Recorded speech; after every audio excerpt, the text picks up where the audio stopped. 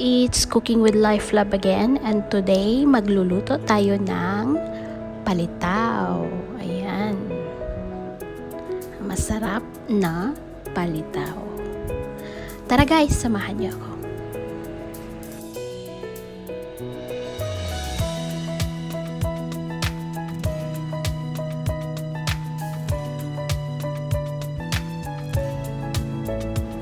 For our ingredients, kailangan natin ng 2 cups of glutinous rice flour, sesame seeds, brown sugar or pwede kayong gumamit ng puti, granulated sugar. Then, kailangan natin ng niyog. Kailangan din natin ng water at saka konting asin. So guys, let's get started. So yung asin, ilagay lang natin sa ating glutinous rice flour. Then, dahan-dahan nating i-add yung ating water sa ating glutinous rice flour hanggang sa pwede na siyang gawing balls. So guys, in na yung ating water. Then mix.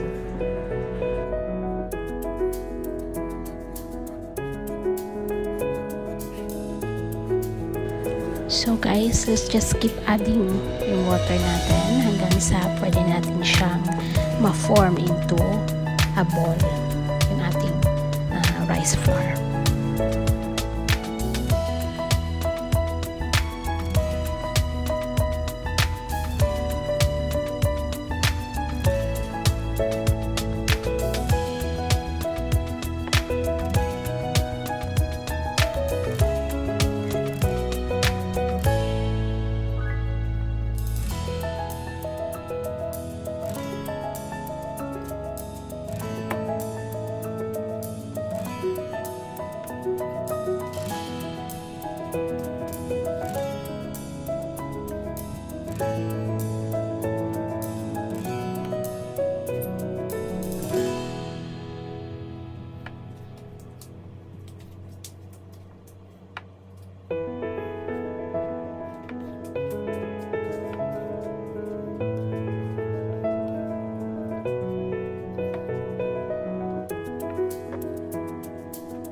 I think ready na guys yung ating glutinous rice. Pwede na natin siyang umpisahan i-shape into a ball.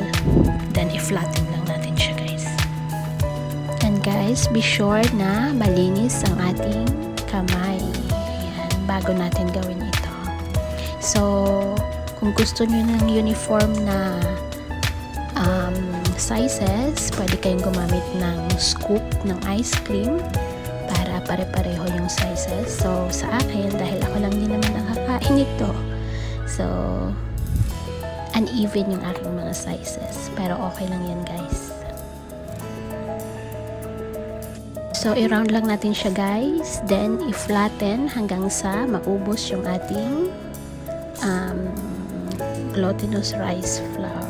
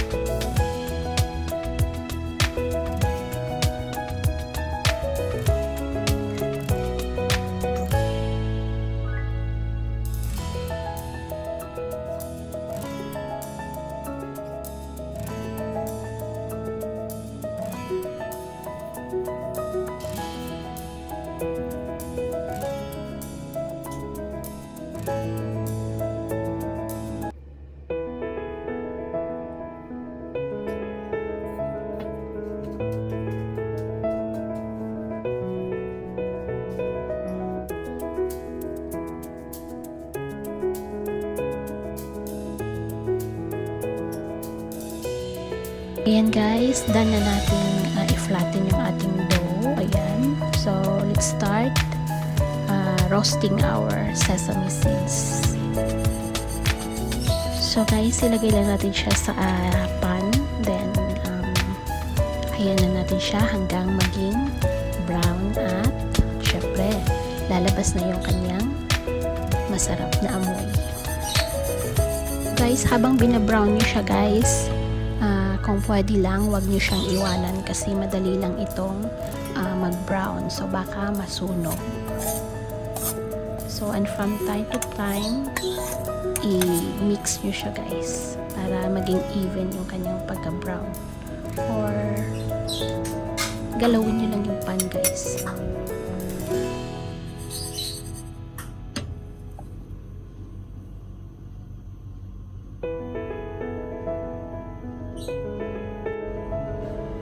Ayan guys, almost done na yung ating sesame seeds. After nyan guys, iset aside lang natin para lumabig.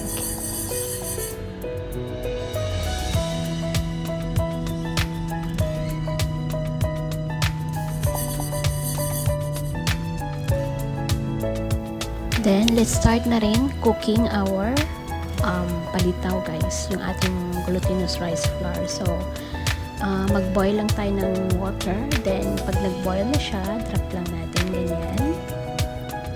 There.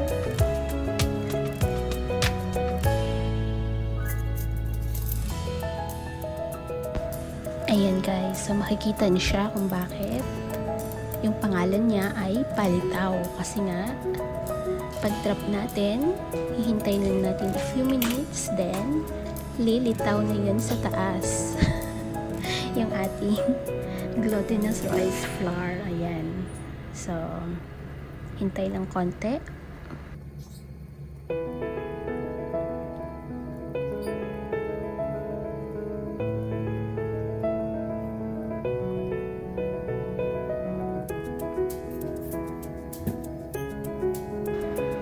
Ayan guys, malalaman na natin luto siya kasi dahan-dahan na siyang lulutang.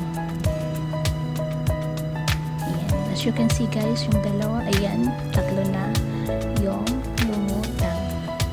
So, hayaan ko lang siya konti guys.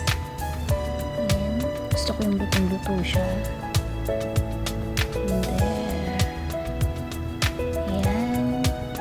Lima na silang lumutang guys. So, maya-maya tatanggalin na natin siya. Then, isusunod natin yung next batch. Ayan. So, tanggalin na natin guys para isunod natin iluto yung ating natitirang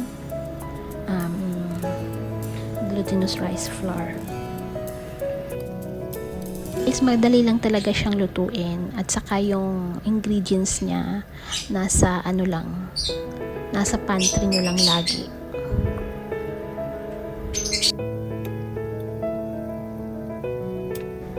Then guys, isunod na natin yung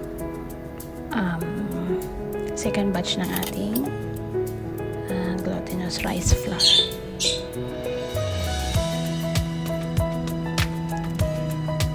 Ayan, luto na lahat guys. So, set aside muna natin, palamigin ng konti. Then, saka natin i-coat sa ating ibang ingredients. Sa ating sugar, sesame, at saka brown sugar. So, habang pinalalamig natin yung ating palitaw guys, mix na natin yung ating niyog, ating coconut grated, then yung ating brown sugar. So kakaunti lang yung nilagay ko guys, ayoko ng masyadong matamis. So nasa sa inyo na kung gusto nyo ng matamis masyado, so you can add more. Then in rin yung ating sesame seeds. Then mix lang natin siya guys hanggang sa well combined. So guys, sa ating sugar, pwede kayong gumamit ng white sugar, granulated sugar, or yung muscovado sugar. So, maalala ko sa amin noon, muscovado talaga yung ginagamit ng lola ko or yung nanay ko pag gumagawa kami ng palitaw. So, hindi siya available dito. So, yung ginawa ko, nag-substitute lang ako ng brown sugar. Pero kunti lang kasi ayoko ng masyadong matamis. So, let's start cooking our palitaw, guys. Ayan. Lagay lang natin siya dyan, guys. Then, i-coat siya sa ating coconut, sesame, and sugar mix. Ayan. So,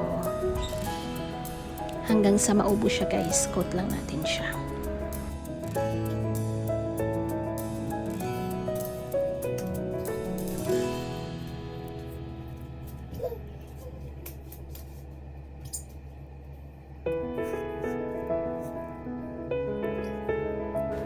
And here we have, guys, our palitaw ala Life Lab. Thank you for watching.